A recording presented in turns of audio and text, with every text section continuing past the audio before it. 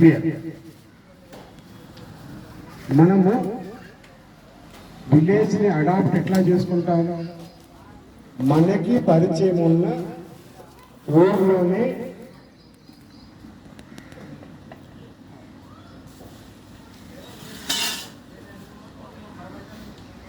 Adapt చేసుకుంటాం. పరిచయం లేని ఊరికి వెళ్ళగలమా? వెళ్ళలే. ఇంతమంది ఎన్జిఓస్ ఎందుకు కావాలి మనకి?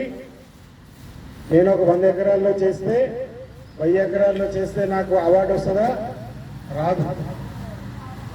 ఒక టీం కింద సోషల్ రిఫార్మ్ కింద పనిచేస్తేనే అవార్డు వస్తుంది. ఒక్కడిని చేస్తే రాదు. అందరూ మీకు పరిచయం ఉన్న ఊరిని సెలెక్ట్ చేసుకుంటున్నాం. మీ ఊరు మీకు పరిచయం ఉన్న ఊరు, దానిలో తెలివైన వాళ్ళు ఎవరు, తెలివి తక్కువ వాళ్ళు ఎవరు మీకు పరిచయం ఉంటాయి. రాజకీయ నాయకులు ఎవరు, నాన్ రాజకీయ నాయకులు ఎవరో కూడా మీకు తెలుసు. ఎవరి మాట ఎక్కువ వింటారో మీకు తెలుసు.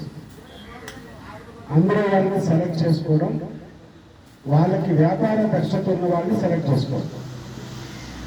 వ్యాపార దక్షత, వ్యాపారం కావాలి, మనకి లైఫ్ బాగుండాలి అనుకునే వాళ్ళని సెలెక్ట్ చేసుకోవాలి.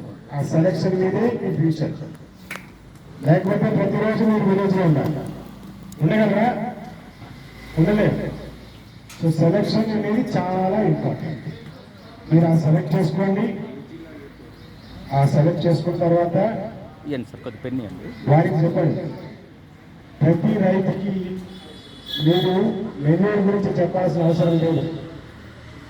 వాళ్ళు 2 సంవత్సరాలకి, 3 సంవత్సరాలకి, 4 సంవత్సరాలకి వాళ్ళ ఫైనాన్షియల్ సపోర్ట్ వల్ల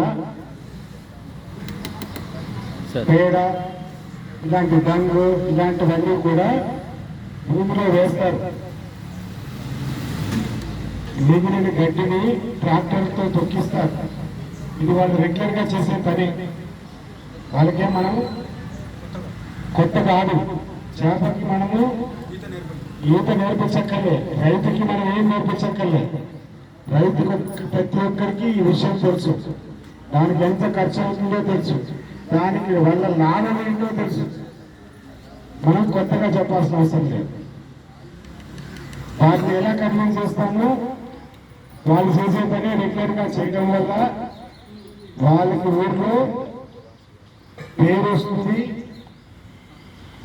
రెండోది బిజినెస్ వస్తుంది. బిజినెస్ ఎలా వస్తుంది? ఊర్లో మనం ఒక మిషన్ ఇస్తున్నాం. ఏం మిషన్? సోలమన్ సార్ ప్లీజ్ వాళ్ళు ఎవరిని డిస్టర్బ్ చేయొద్దండి. ఆయన బ్యాటరీ